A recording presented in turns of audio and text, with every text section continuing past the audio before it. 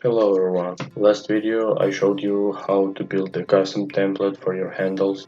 Today I will show you how to install the handles on your cabinet doors. The first step is you take the template, take something sharp. I usually take the screw and mark through the holes in the template the place of your handle.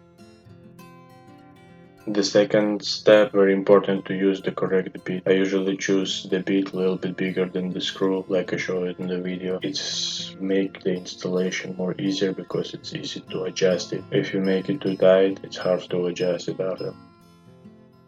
The third step, after you choose the drill bit, you starting drill where you mark.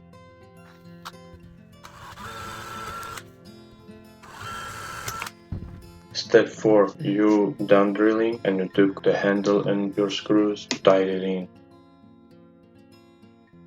And that's it. You have a beautiful handle on your beautiful cabinet for very cheap. These handles I bought from Amazon. I paid about $15 for 10 pieces of these, I think. But I'm not sure, the price is always changing. But I will leave the link where you can find it and buy if you like. Thank you for watching, and please support with like and subscribe to watch more videos. And bye bye.